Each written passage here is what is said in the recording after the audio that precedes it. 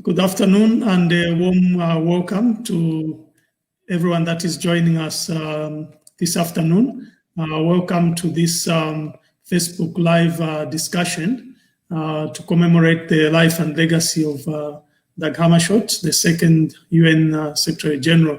My name is Mark Maseko. I am the National Information Officer at UNIC Lusaka, which is part of the Office of the UN Resident Coordinator. As we start, let me recognize the presence on this meeting of the UN Resident Coordinator, Her Excellency Dr. Kumba Magadio. I also want to recognize Her Excellency Ms. Anna Hartgard, the Swedish Ambassador to Zambia. Also joining us, we're expecting a representative from the Copperbelt University, Dag Hammarskjöld Institute for Peace and Conflict Studies. We also have some artists joining us, Joseph Pupe, Wezi, and Biflo. And indeed, a warm welcome to all the youth that are joining us this afternoon, including members of the media that are joining us. Let me just say, ladies and gentlemen, this event, as I hinted at the beginning, is meant to observe the life and legacy of Mr. Dag Hammarskjöld, who, as I said, was the second UN Secretary General who died in a plane crash here in Zambia. In terms of the outline of the program, after my remarks, in terms of opening, I'll invite the UN Resident Coordinator to give her remarks, after which we will have the Swedish Ambassador to also give her remarks. And then we expect the representative from the Copperbelt University, the Dag Hammarskjöld Institute for Peace and Conflict Studies, to give a presentation. I was in touch with the director. They're on travel, so in case there are connectivity problems, we will instead have two short videos on Dag Hammarskjöld. After that, we're going to have a discussion through question and answer, through which we invite all of you participating to send in your comments or questions in the chat function. As we close the program, I'll invite one of our artists, Joseph Pupe, to give us a peace-themed song. And then after that, we'll have the unveiling of the I Stand for Peace in Zambia challenge by the youth artists. So Joseph will do that, and then Biflo will follow to talk about it. And then we'll look at the next steps and close the program. Let me indicate as we start that the UN in Zambia has, through the UN Information Center, partnered with the Zambian government and the Swedish Embassy, and also the Dag Hammarskjöld Institute in commemorating the life and legacy of Dag Hammarskjöld. We do this in order to draw lessons from his accomplishments so that we can forge ahead with a peaceful community and also peaceful country and broadly a peaceful world that we want. So in terms of housekeeping issues, this discussion is non-political, so we encourage all the participants to really stick to the issues, and also we don't encourage any specific mentions of any political parties or indeed events that will link directly with political parties, because as you know, the United Nations is neutral, so we want to maintain our neutrality even as we engage with all of you. So thank you very much. That's all I can say in terms of introductions. I now have the honor and privilege to introduce the UN Resident Coordinator, Dr. Kumba Magadio, to give her remarks. Your Excellency, Dr. Kumba, over to you. Thank you, Mark. The Swedish Ambassador to Zambia, Her Excellency Ms. Anna Hartgard, the General Secretary for the National Youth Development Council, Mr. Musonda, Ms. Karin Abor Svensson, Program Manager, Dag Hammarskjöld Foundation, who is joining us from Sweden, the representative from the Copperbelt University, Dag Hammarskjöld Institute for Peace and Conflict Studies, United Nations colleagues, all the youth who have joined us, including musicians Wezi, P. Flo and Joseph Pupe, UN 75 associates, coordinators, and UNA members, the media, ladies and gentlemen, good afternoon. I am honored to join you on virtual event when we commemorate 59 years of the death of the second United Nations Secretary General, Mr. Dag Hammarskjöld, who died in Ndola while on a mission to bring peace to Zaire, now the Democratic Republic of Congo. Today, we celebrate his life and his achievements. Dag Hammarskjöld served as UN Secretary General with integrity and a deep passion to bring peace. Right from the start of his term in 1953, he was aware of the huge task that he had to bring unity to be compounded by the Cold War. But he looked ahead with optimism and knew he could make a difference. His qualities as a careful planner and proven negotiator enabled him to resolve several conflicts. He was a true diplomat from whom we can learn today.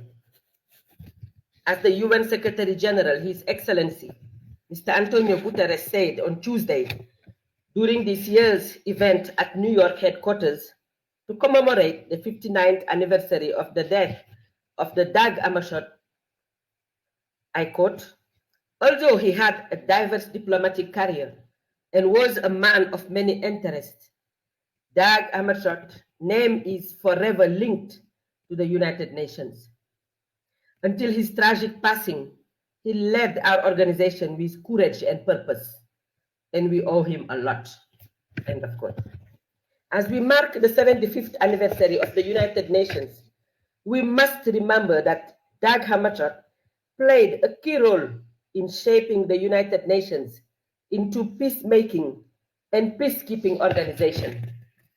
And just as he himself exuded personality, humility, so did he stress that the organization, while also not perfect, nonetheless embodied a fierce commitment to advancing peace, sustainable development, and human rights.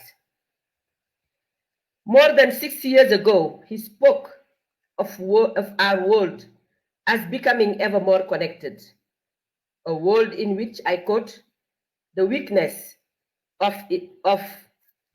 one is the weakness of all. I repeat, the weakness of one is the weakness of all. And the strength of one is indirectly the strength of all. End of quotation. Today, his words and vision are timely than ever.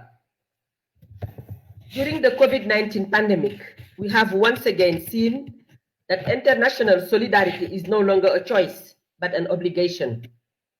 This sentiment has been expressed by many people during the ongoing UN 75 campaign, through which the United Nations wants to hear global voices on the future we want amid the COVID-19 crisis. We need to work together to stop the spread of the virus and in ensuring that we find a vaccine that is accessible to all. We also need to work together to recover better, protect the most vulnerable, and reduce the inequalities heightened by the pandemic. Today, we have a lot to learn from Dag Hammarskjöld. We can learn about the importance of peace. Let us all be peacemakers and always remember that peace is the building block to sustainable development. As we have this year entered the last 10 years of the Sustainable Development Goals, we should keep in mind that without peace, there can be no sustainable development. Let us use this decade of action to foster peace for us to have the future that we want. I am happy to note that so many young people have joined this event today. It is important that you, the youth, take a keen interest in ensuring that Zambia continues to enjoy the peace that has been in this nation since independence. As the future of this nation, the youth should be in the forefront in rejecting violence, including in times of elections. We have many examples the world over about how violence is neither a solution nor a good means to achieving political power. Compete in the marketplace of ideas and not fist or weapons. I think that's a very important statement for youth. Youth should work with all the people and across all institutions and leadership structures to ensure coexistence and the achievement of a peaceful Zambia so that the country lives up to its motto, one Zambia, one nation. As I close, I wish to underscore the continued partnership of the United Nations with the government and people of Zambia in fostering development in Zambia. We should always aim to do more and remember the words of Dag Hammarskjöld that even in the best one, there is always much to improve. And colleagues, if you allow, I want to take advantage of this opportunity also to recognize the partnership between the Swedish Corporation and the United Nations. We have benefited from a lot of support from your embassy, from your cooperation, from Sweden and the people of Sweden that we highly appreciate. Thank you very much.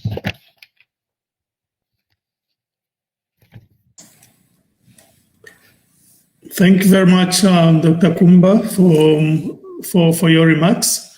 Truly appreciated. Very, very important words, especially to our young people in Zambia today. Next on the program, let me invite Her Excellency, the Swedish Ambassador to Zambia, Ms. Anna Hammarskjöld, to give us her remarks. Your Excellency, over to you. Thank you, Zikomo. Dear Resident Coordinator, Dr. Kumba, and representatives from Dag Hammarskjöld Institute for Peace and Conflict Studies at the Copperbelt University, renowned artists and participants from youth organizations, and audience on live streaming channels. I'm very pleased to participate in this important live event and offer some remarks. It is indeed, as mentioned, extraordinary times we are living in and challenging circumstances due to the current COVID-19 pandemic. And I'm very grateful that we are able, in commemoration of Dag Hammarskjöld, to hold this discussion on youth, peace and security, and that it can take place in this virtual format. As we mentioned today, we honor Dag Hammarskjöld, his staff and crew who tragically lost their lives now almost 60 years ago in the incident in Andola. Dag Hammarskjöld was a Swedish civil servant and deputy foreign minister in Sweden before he was selected as Secretary General of the UN in 1953. Dag Hammarskjöld was a true statesman and a true UN civil servant. For 8 years, he served as the UN Secretary General, a turbulent time and with a fresh and newly established organization that was questioned from various directions. While the world today is different in many ways, we do recognize the negative rhetoric against the UN and international cooperation. This trend must be reversed, and with the UN turning 75 this year, we must use the opportunity before us and honor Dag Hammarskjöld's legacy by strengthening our support to multilateral cooperation and a rule-based order with the UN as at its core. The exact circumstances surrounding the fateful plane crash in Andola on September 18 in 1961 that killed Dag Hammarskjöld and his staff and crew is still unknown, and Sweden have for several years taken initiative to prolong the mandate of the UN independent investigator to get us closer to the truth. So the work now continues in trying to bring us closer to a conclusion about the truth behind the death of Dag Hammarskjöld, his crew and staff. Sweden's efforts will continue for the sake of the United Nations, but foremost to those who lost their life that day almost 60 years ago, and to their families who are still left with unanswered questions. Today's proportion of young people is the largest in history, and Sweden firmly believes that investing in youth will determine our success in the achievement of the SDGs and realizing the principle of leaving no one behind of the 2030 agenda. Young people are not a homogeneous group and are not facing the same risks of being left behind. In order to build back better, we need to improve the meaningful participation of young people as partners in decision making. During the pandemic, youths globally have contributed to sustaining societal functions, even when dealing with loss of jobs, education, and shrinking civic space. It is therefore more important than ever that we facilitate participation, intergenerational dialogue, and find solutions to the various challenges that youth are facing in the current situation. Sweden has consistently made efforts to facilitate young people's democratic organization and the inclusion and consultation of youth representatives in policy dialogue. Sweden's drive for democracy also aims to facilitate inclusion and participation in democratic processes, including youth. Youth inclusion in peace processes and decision-making related to peace and security is still limited. However, there is strong and increased engagement of youth in civil society. So support to and partnership with civil society will therefore continue to be a priority, as well as to open channels for youth participation in formal processes. Funding opportunities of youth-led organizations must increase for youth to be able to break some of the barriers to meaningful engagement. And finally, we must work harder to encourage the creation of open and safer environments for young women and men, human rights defenders and peace builders. Threats against human rights defenders and peace builders can never be accepted. Thank you, Zikomo.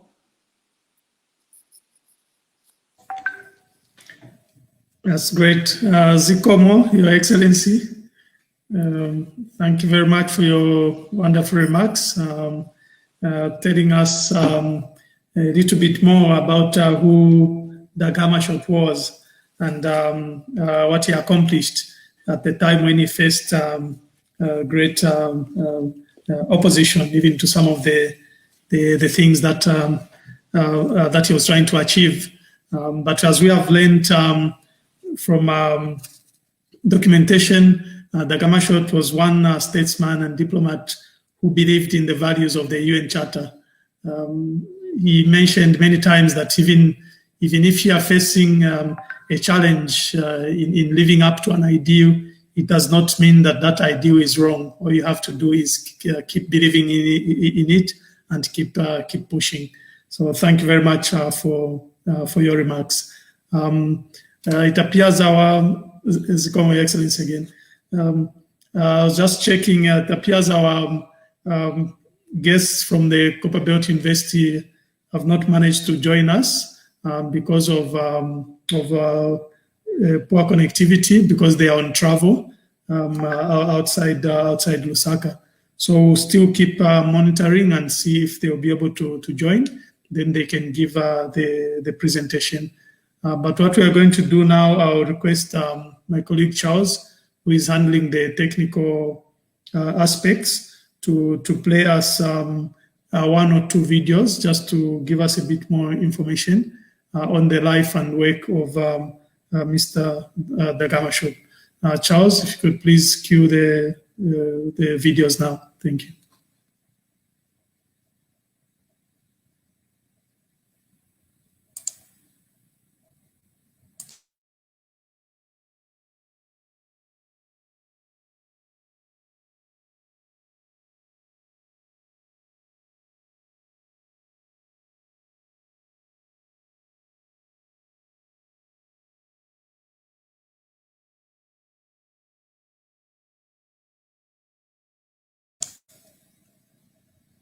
Technical support, please check. I'm not sure, maybe I'm the only one. I'm not getting sound on the video. To inform you that an armistice agreement has been entered into between the United Nations Command and the commanders of 426th plenary session of the Assembly is called to order. And we will proceed with the installation of the Secretary General of the United Nations. Dag Hammarskjöld solemnly swear to exercise in all loyalty, discretion, and conscience.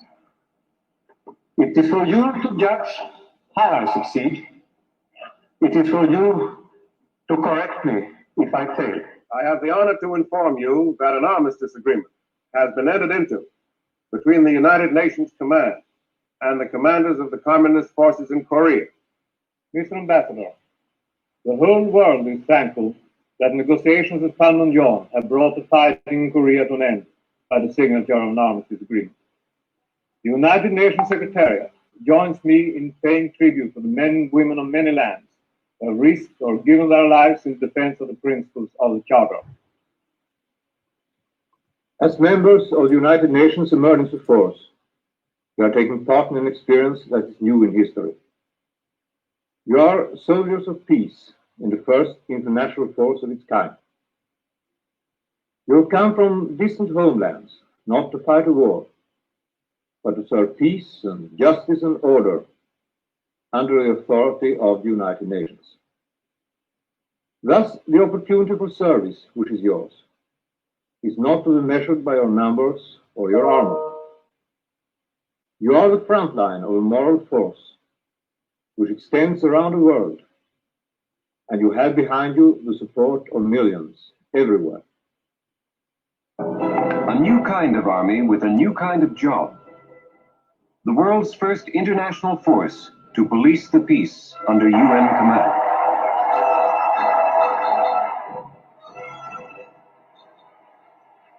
The UNEF's first job, to separate the invading forces from the Egyptians. Mr. Chairman, friends and colleagues, the surprise you have given me, because this is a surprise, I heard about it only late yesterday night. I said in the Congo some time ago that the birth of an independent Congo had come to coincide with the birth of true cooperation of the United Nations family of agencies in the service of a member nation. As a spokesman for all these administrations, I can say that we are proud that we have been permitted to serve in this way. But I should add that we will be even prouder when, through all the joint efforts, the stage has been reached when our services are no longer necessary in the Congo, and when we can leave the country solely and fully in the good hands of its own people, with its independence, peace and prosperity safeguarded by its own means. Craft carrying Mr. Dag Hammarskjöld, Secretary General of the United Nations, crashed into the bush 7.5 miles north of Ndola.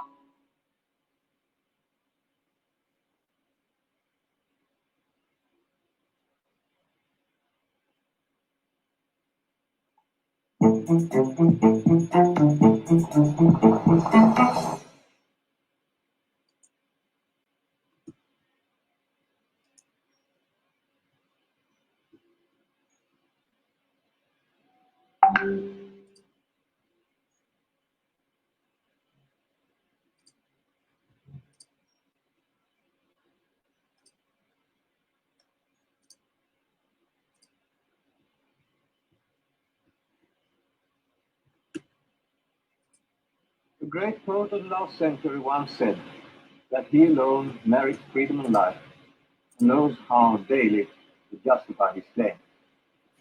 This United Nations Day, we have reason to remember the truth of this, as men interested in the progress towards peace and order to which the United Nations is devoted.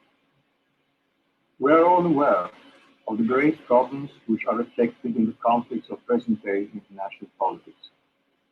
In the efforts to resolve those problems, the United Nations has a crucial responsibility. Let us prove that we are able to see far and to judge with courage and equity. Then we should be able to develop the organization we have created for the powerful instrument it should be. Then we shall merit freedom of life as the reward of our efforts to meet the challenge of the international conflicts of our time. We are conscious on this day not only of the challenge of our difficulties, but also the challenge of our opportunities. The difficulties in the way of international cooperation are real, but the opportunities are also great. The great advance towards universality of membership in the United Nations has made our organization more representative of the several interests of the world community than before, and capable of wider and more effective action to reconcile those interests for the common good. And our material progress has given us greater power to help each other than previous generations had. We know that those forces in man and the tremendous forces in nature which give us the power to hurt have returned to give us equal powers to heal. In observing United Nations Day, may each of us reaffirm his determination to play his own part in our effort to wrest freedom of life from our trials, our conflicts, and our struggles.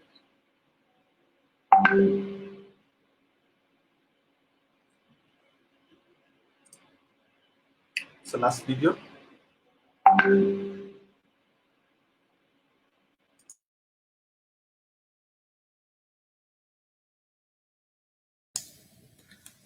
Thank you very much, Charles, for playing the videos.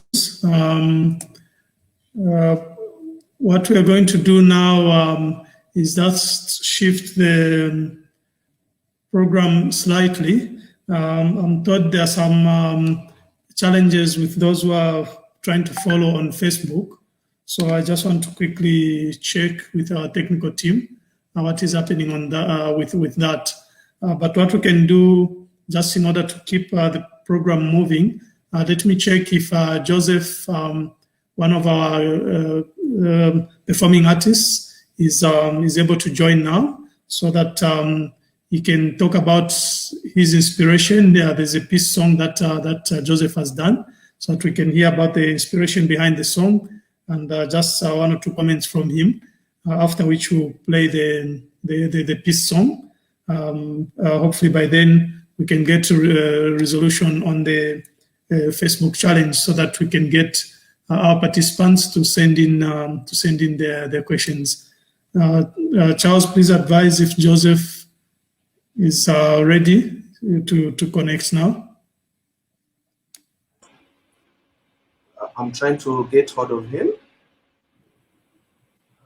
He left the studio a while ago. Okay, good. All right, okay. And any news on the Facebook connection for the other colleagues? It's 15 hours. There seems to be a plugin issue, but everyone is being redirected to the YouTube channel, so they are seeing it from there. Okay. To be able to advise once the plugin is sorted out. All right. Okay. Thank you for that. Please do alert me as soon as that one is resolved. So, okay. Yeah, I think what we can do now is I'll still request Joseph, or rather Charles, if you could please bring in the song that Joseph did, so that then we can, just concentrate on the discussion for the last part of the program, as we wait for B-Flow to come and do the Stand for Zambia aspect at the end. So Charles, if you could please bring in the song. Over.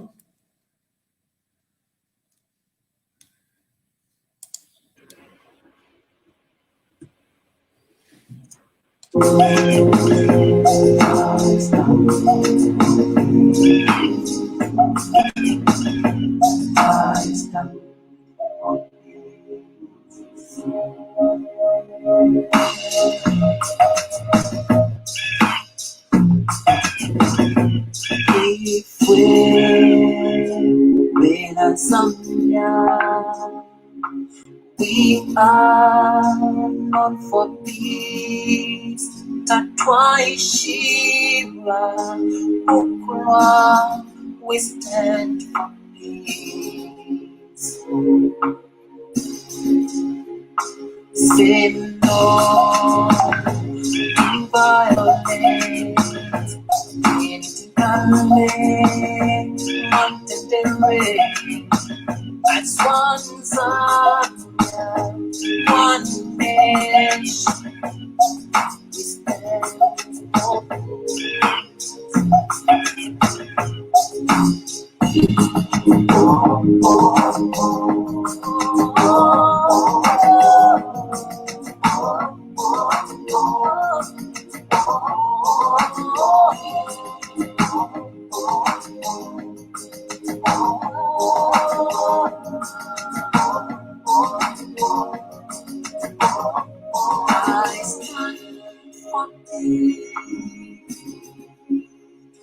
I stand for peace.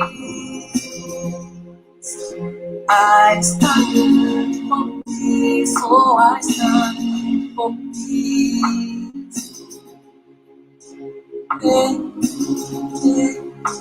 I stand for peace.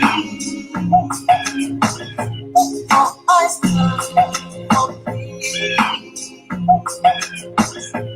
I stand for peace. Oh, I stand for peace.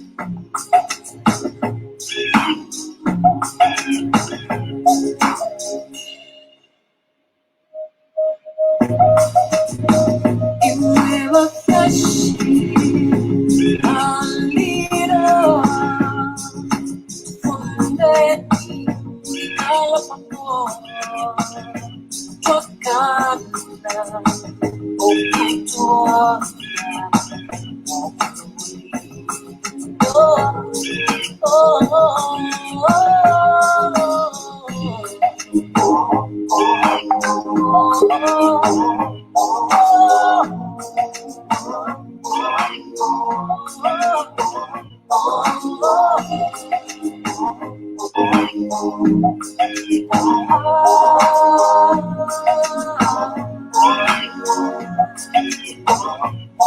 I stand for peace. I stand for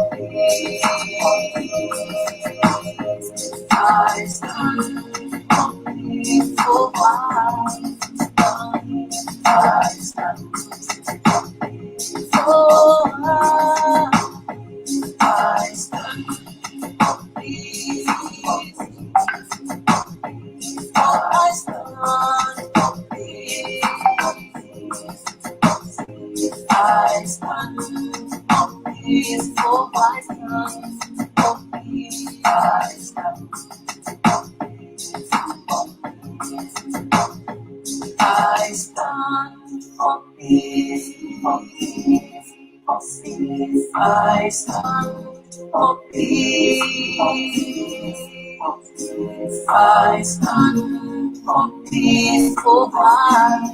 For peace. I stand for peace. Oh, for peace. I stand for peace.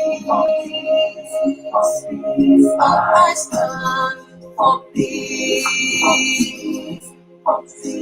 I stand for peace, oh, I stand for peace. I stand for peace, for peace, for peace.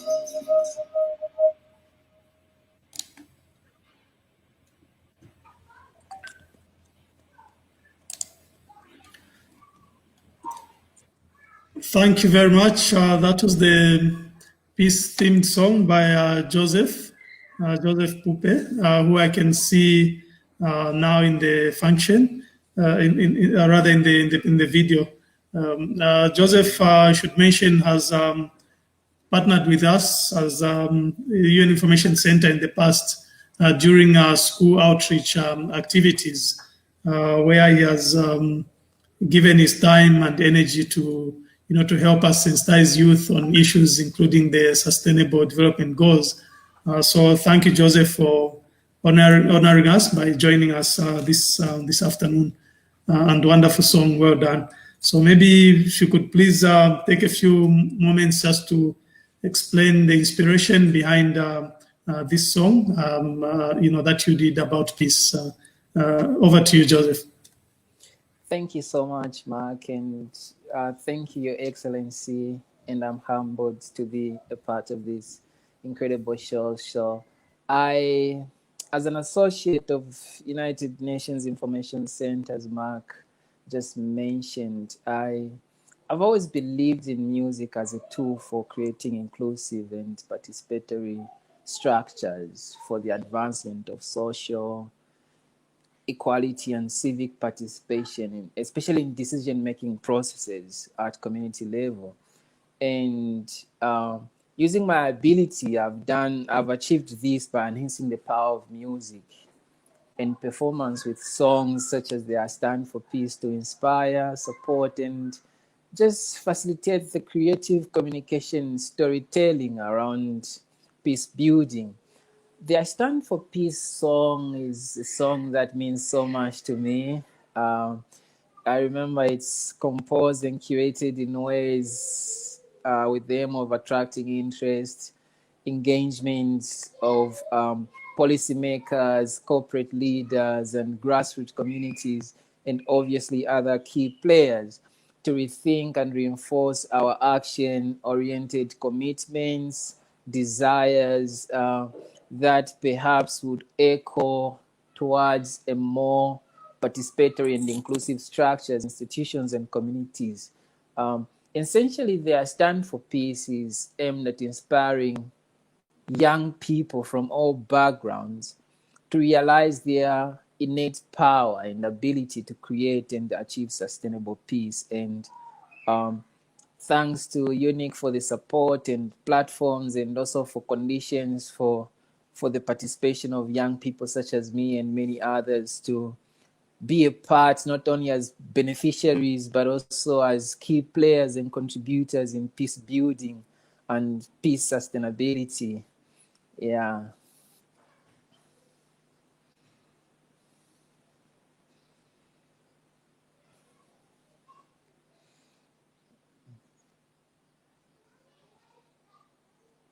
So yeah, that's basically the song, and over to you, Mr. Maseko. Great. Thank you very much, Joseph. Appreciate. Thank you for sharing your inspiration.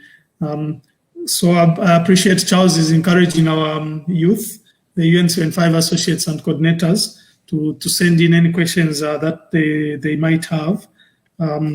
I've received 2 so far, and I think we'll split these between the resident coordinator and the Swedish ambassador. So I'll start with the first one. How can countries ensure that youth meaningfully participate in developmental issues, especially now that we are talking about the importance of youth participation? So how can countries ensure that youth meaningfully participate in developmental issues, especially now that we are talking about the importance of youth participation? So I'll give this question to Her Excellency, the Swedish ambassador. Over to you, Your Excellency.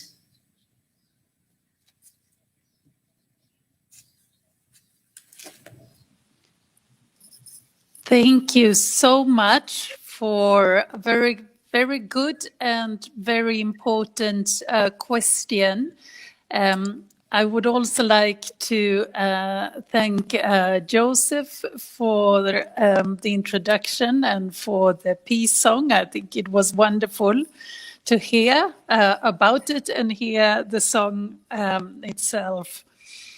I think there is a lot that countries actually can do in support of meaningful participation of youth. And I think I also did mention a few things in my initial remarks.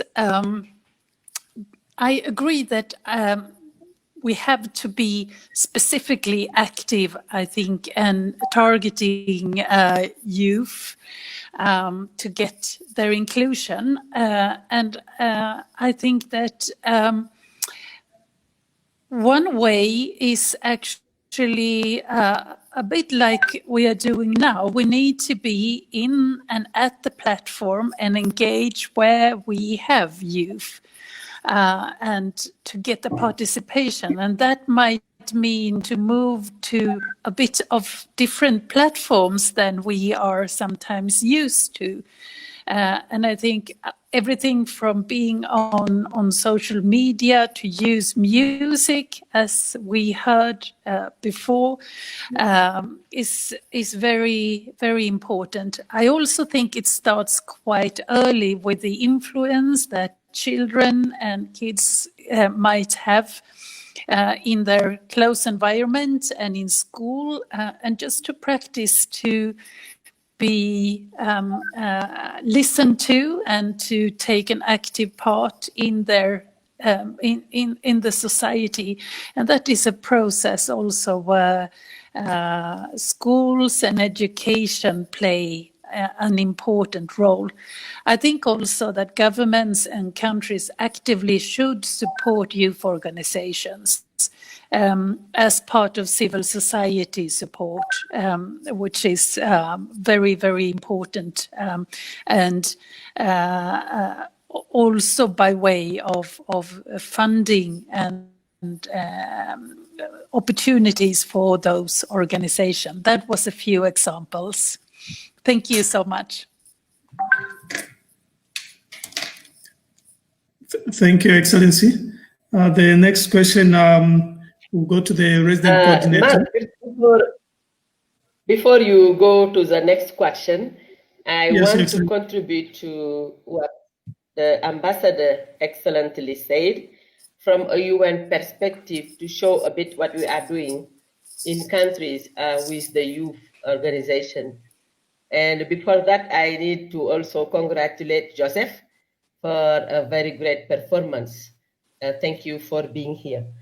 Ambassador, not long ago, the Deputy Secretary General of the UN organized a youth forum in Zimbabwe. It was like just before the pandemic started.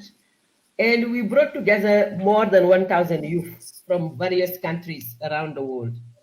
And some of the lessons that we learned from that gathering was that it is extremely important to engage with youth. It is your first point that you mentioned, to discuss, to dialogue with youth, to be able to identify what can be done, what are the needs, what can be contributed to them, to their organizations, so that they can participate fully.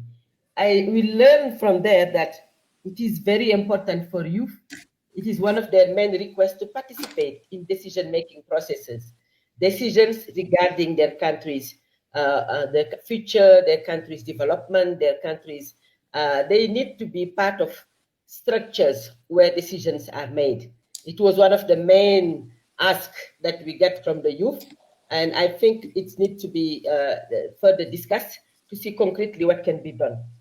From the UN also, we know that it is very important into our development programs to take into account the youth. Both men and women, youth should be part of those programs.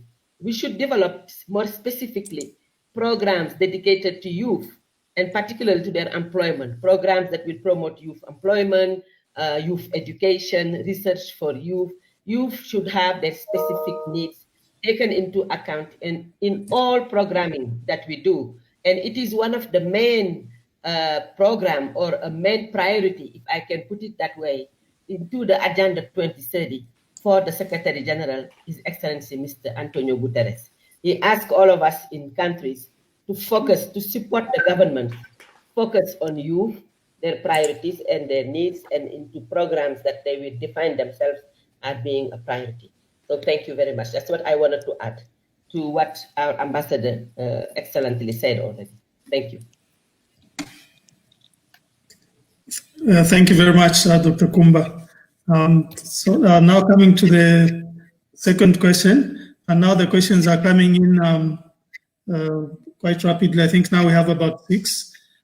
This one says, why is it important for peace in order to have development?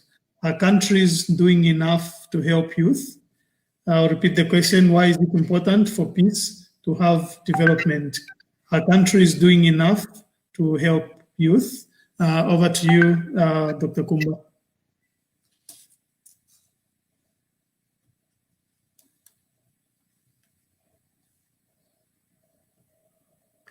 You're on mute, Dr. Kumba. Sorry. Without peace, there is no development. In a country where you have violence, where you have war, where you have disputes, there is no development. People don't have time to concentrate and invest on development. They will rather invest on stopping those violence or disputes or conflicts among people. So for the UN, peace is at the start of development. If we have peace, we are able to dialogue, we are able to identify what are the needs of a country to develop, what are the needs of a country, what are the priorities to dialogue. So peace is key into whatever we do in life. If we don't start with peace, there is no way we can be successful, I think. And I think that our countries need to do more. We cannot say that they don't do nothing. They are working on it. They are dialoguing, putting youth organizations, empowering them to participate into decision making. Some of the countries are already doing it, but it's not enough. We should do more. We should dedicate more resources to empowering youth so that they can contribute to a development of a country. They can contribute to the peace of a country. So I trust that our governments are trying hard, they are doing, but they can do more to make sure that youth are fully and giving all their potential into the development process of a specific country. Thank you. Thank you very much, Excellency. Ambassador, please go ahead. Thank you. Just to add, I think that was an excellent answer by Dr. Kumba. To mention that we have, as lately, also focused a lot, Sweden, to highlight the role of women in peace processes and negotiations. I think that we have not seen previously, and there are a number of reasons for the importance of having women included in all stages of the process and at the table, including at the table. In the same way, I think that we should increasingly look at how youth can be included. And if you look, as I mentioned in my remarks, in especially in Africa, it's such a huge amount of young people proportionally in a country. It's the future. It's so important because it's also about democracy and in democratic processes where when there are such a huge amount of young people, it's so important for their participation. Otherwise, it is not really reflecting correctly and democratically how the society looks like and the steps and decision making in those societies. Thank you. Thank you very much, Ambassador, for that. So what I'll do now, I'll mention the next 2 questions. And the first one will be taken by Dr. Kumba, then the next one by the Ambassador. But I'll just mention them now. So the question that we've received, the youth that sent to start with said, Joseph Pupe is such an inspiration. Then the question follows, can the UN system young people and other partners help to create standards for meaningful youth engagement? Could we come up with indicators that actually qualify meaningful youth engagement? So the question again, can the UN system, young people and other partners help to create standards for meaningful youth engagement? Could we come up with indicators that actually qualify meaningful youth engagement? And I'll just mention the next question, which will go to the ambassador. Could this platform also be used to unpack the resolution 2250 to a level that could easily be understood by young people from all areas? Now, more than ever, we need to unite for peace. Could this platform, I'll repeat, could this platform also be used to unpack the resolution 2250 to a level that could easily be understood by young people from all areas? Now, more than ever, we need to unite for peace. So we'll start with Dr. Kumba for the first question on indicators to qualify meaningful youth engagement. Over.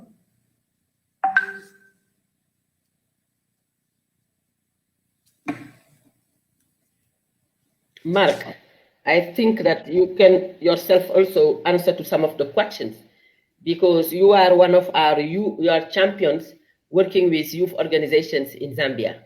And I will call on you also to come into the discussions to talk about the indicators. I think you are in a good position to do so.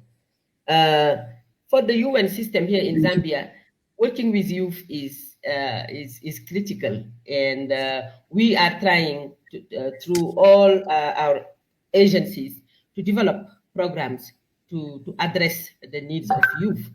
And we try to do it jointly through agencies. I know that our UNFPA, UNICEF, and ILO do a lot to promote youth employment and to just do youth empowerment. I know that we work with different youth organizations, and that's where I want to call Mark, because there are some platforms that are set up already by the UN where we converse with youth organizations, and where Mark will be giving the specifics of what we do with those organizations. So Mark, you can start there, and I will come back to this question. Thank you very much, RC, for that one. Yes, the United Nations, to start with, I should mention that the UN delivers support to the people and government of Zambia through the UN partnership framework, which is a document created in partnership with the government. So the partnership framework that we are currently using runs from 2016 to 2021. And within that partnership framework, interventions have been spelled out in terms of support for youth. Now, in order to ensure successful implementation of those interventions, the United Nations has come up with results groups and theme groups. So one of the results groups talks about the importance of working with women, youth, and other groups. So working with the principle of leaving no one behind, the United Nations has been working with youth. One of the platforms that have been created is the UN partnership platform. And I noticed some of the youth that are participating this afternoon, like Betha from Chipata, who actually sent in this question, is a member of the UN YPP, the UN Youth Partnership Platform. So that is one of the areas. Now, depending on the area of intervention, we also have agencies through their programs of support, where they are also supporting youth. For example, UNFPA is providing sexual and reproductive health support services to youth, working through the government, ministries and departments, and also through some non-governmental organizations. So yes, the partnership platform does spell out what areas should be considered, or in terms of benchmarks to say, yes, the youth are participating, are the women also participating, are other people also participating. So that's what I can add to that one. Thank you, Rasi. Mark, a last indicator that I wanted to add is within the context of the survey that we are conducting with the youth of Zambia and with the people of Zambia using the youth. We were able, through youth, working with different youth organizations, to put together, to get about 50,000 answers collected by those youth, and making Zambia number 2 worldwide in terms of results accomplished with the survey that unique, congratulations, Mark, is leading right now.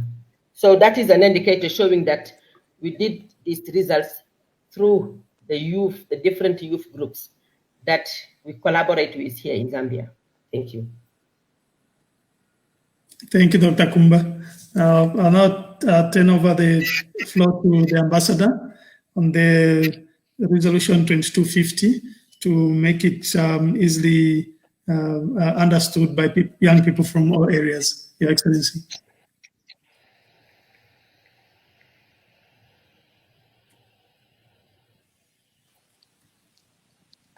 Thank you.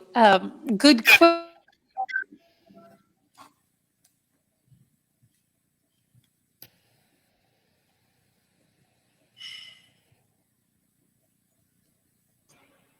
The ambassador's gone mute. The mic is mute.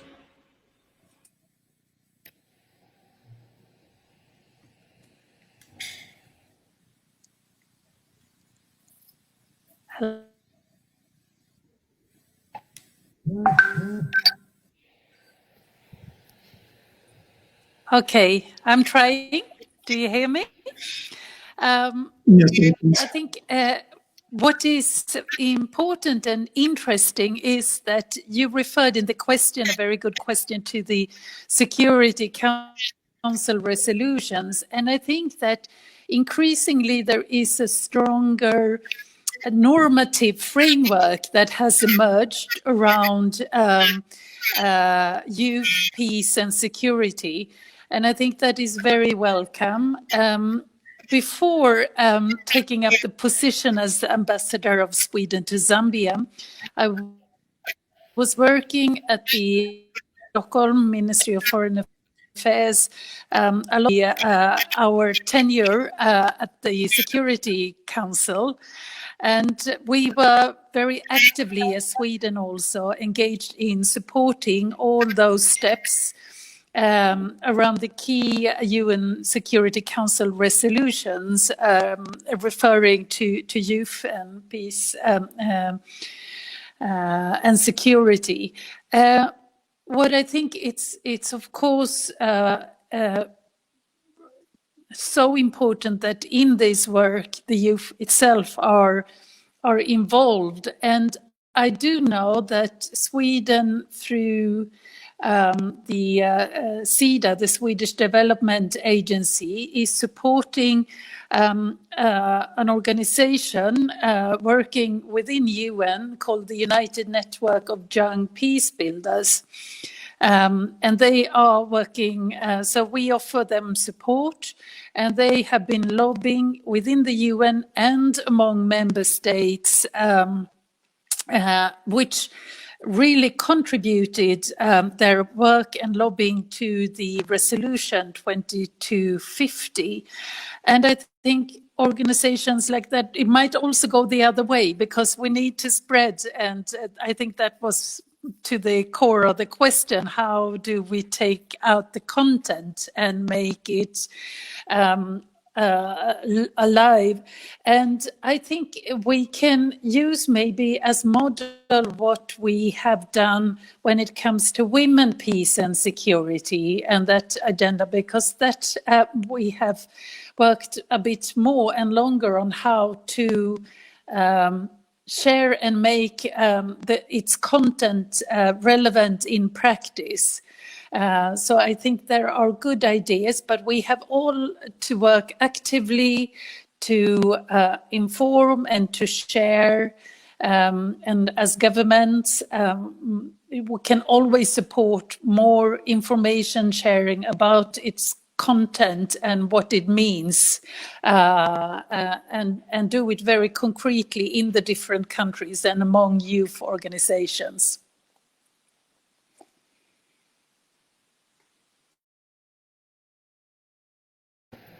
I think the ambassador is right. I think that we need to contextualize it according to where we are. And for that, the UN developed a lot of tools, studies and tools to make sense of the resolution to different communities.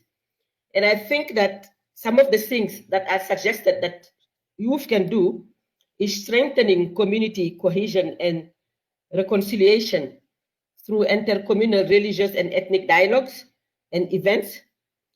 They can also build civic awareness through debates and public campaigns. They can organize such things such as peace walks, rallies, and social media movements to promote peace. Engaging in community entrepreneurship and livelihoods programs through capacity building and training can also promote peace.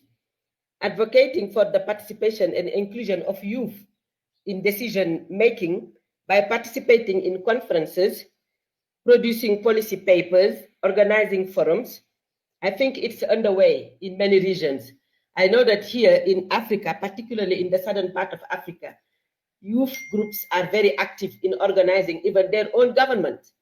They even have governments parallel to the official government of their regions, of their countries. And also establishing alliances, networks of youth councils and clubs to connect young peace builders, build their capacity and leadership, and promote their participation in peace building frameworks. Those are few examples that probably we can share with you in the platform to help unpack what the resolution is about. Thank you very much. I think it was a very relevant question, and for sure we will not have enough time to unpack it here, but we can share what is being done in different contexts to make it a reality. Thank you. Thank you, Dr. Kumba. I think there's a question that says, how feasible is the attainment of SDG 16 on peace, justice, and strong institutions in the wake of tension between superpowers and global/domestic tourism? So how feasible is the attainment of SDG 16 on peace, justice, and strong institutions in the wake of tension between superpowers and global/domestic tourism? May I request the ambassador to handle this one, then I will go to Dr. Kumba for the question on UN youth engagement.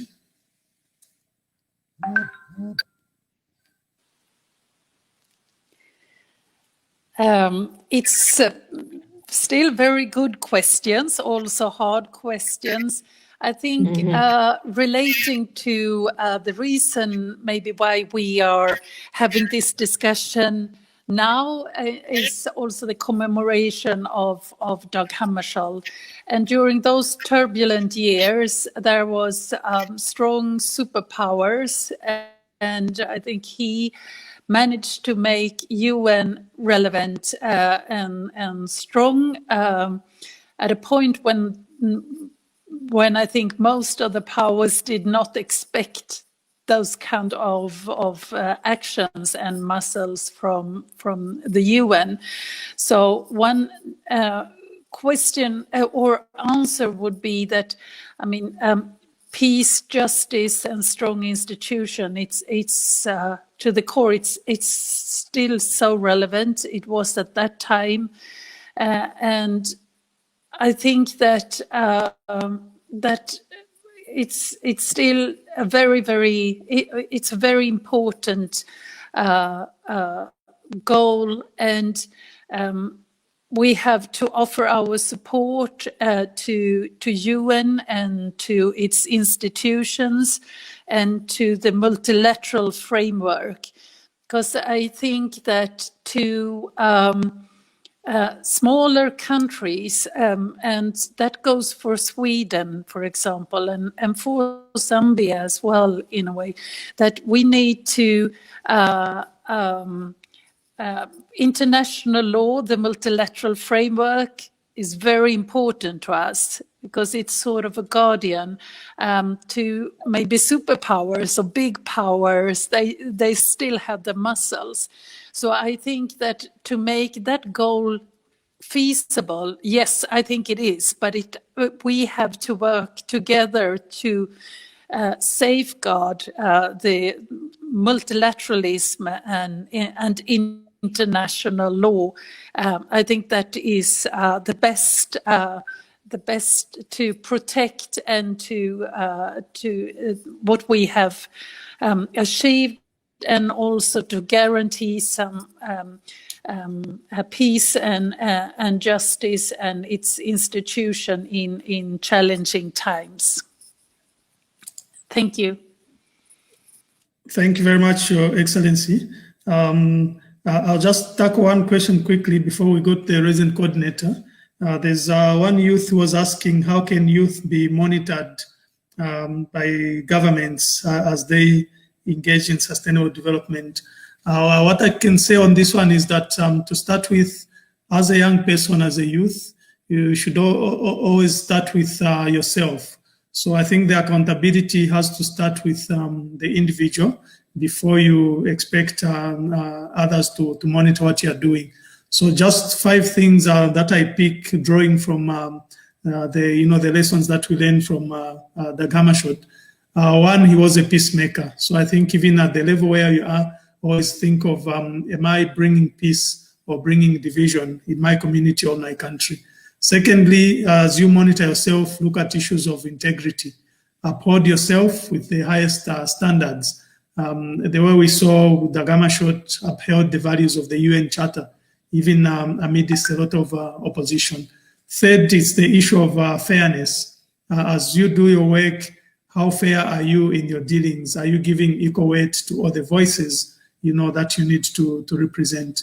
Number 4, it's about serving the interests of others, okay, beyond self, but going to the level of where you can achieve for others.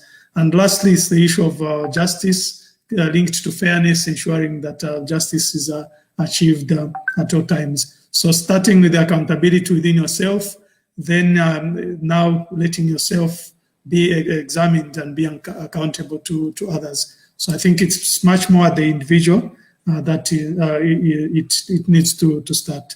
Let me request the resident coordinator to respond to this other question as we go into the last 12 minutes of the program. RC, over to you. Thank you.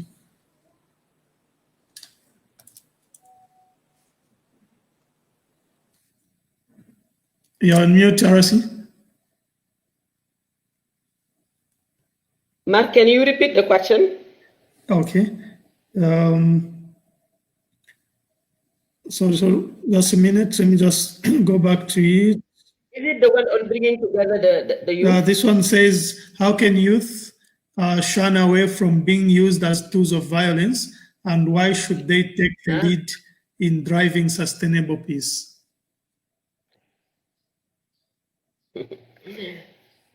I think that's a very interesting question, and I think you already responded to some of it.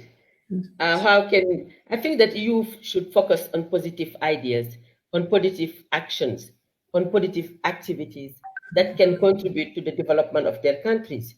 Because we have seen, in histories of many countries, youth and women particularly being used for violence, particularly during times of elections in many countries, and being killed, and for nothing will happen later. While I think that youth are energetic forces that should be used in the forefront of the development of their countries, of their continent. So youth should, I think, bring their potential together with the support, of course, of their government and of all partners, so that they can use that potential into positive vibes, into positive contributions into the development of their countries, and particularly for within the context where we are at the United Nations. We have had the chance every year almost to organize those global youth forums. And I know that the last two youth forums focused on development and on SDGs. How can we, in collaboration with youth, reach the Sustainable Development Agenda 2030? That has been like the main focus of our organizations. And that's where we want the youth to focus, to see how can they be empowered by participating in decision-making processes, by contributing to peace, what we are discussing today, and by contributing to other, equal access opportunities. How do we improve the equal access opportunities of youth? I think, to just put it in a nutshell, those are more positive things that can be used to bring their countries, to hope to support their countries into reaching their development goals, instead of focusing on violence that will destroy the gains of development that have been already reached by their countries. I would say no to violence. I would say no youth who respects himself or herself should be part of violence. Au contraire, they should discourage violence and promote peace and development. Thank you. Thank you, Dr. Kumba.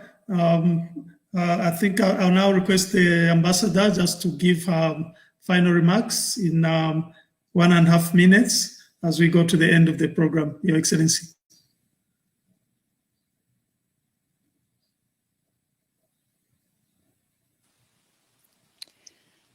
Thank you. I would like to thank everyone, and especially the youth that put so good and relevant questions. I think that shows how well suited you are also to bring forward your thoughts and opinions and take it also to action. And I think this has been very valuable to me also as representing a government, and what can governments and countries do, and how can we also support. And that is part of what I mentioned initially. We here in Sweden work with globally in all embassies, in all countries where we are, and that is a drive for democracy. And it goes to the core of a democratic development also, that there is inclusion and inclusion of all in all aspects, not the least the decision making. And also to have this conversation that we had today has been excellent. And I'm very pleased and happy that we were able to have that as a commemoration of the legacy of Dag Hammarskjöld. And next year it will be 60 years since the incident in Andola. And I look forward to, if not before, that we will together and with other partners do something in a year's time as well, and maybe also continue and see if we can take stock on possible achievements on the discussion also with youth on this important topic. So thank you all for letting me participate in this. Thank you. Thank you very much, Ambassador. Joseph, over to you. Your last remark, Joseph, before we close. Yeah, okay. Your Excellency.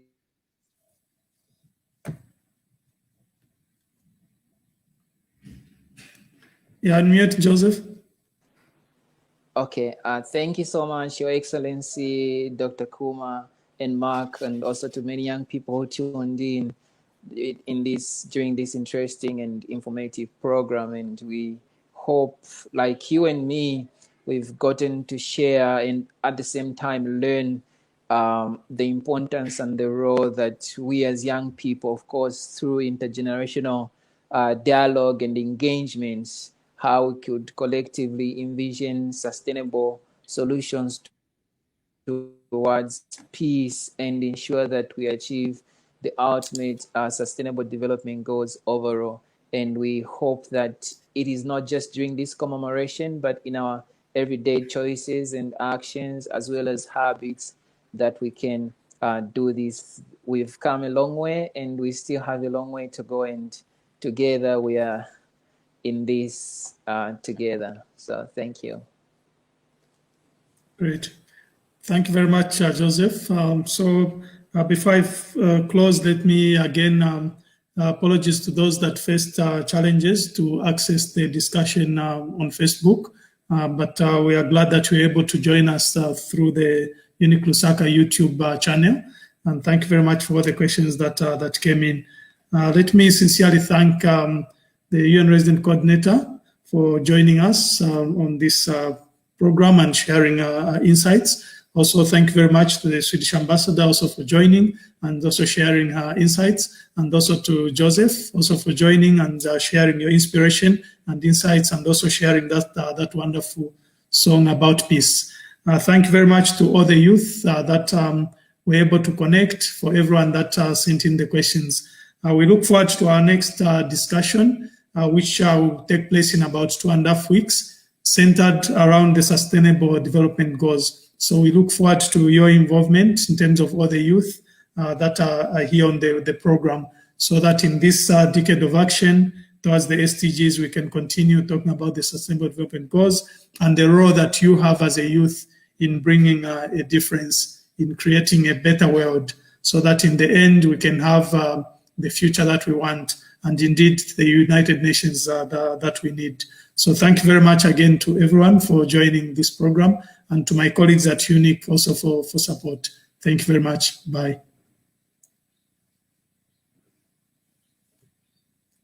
Thank you. Bye. Thank you.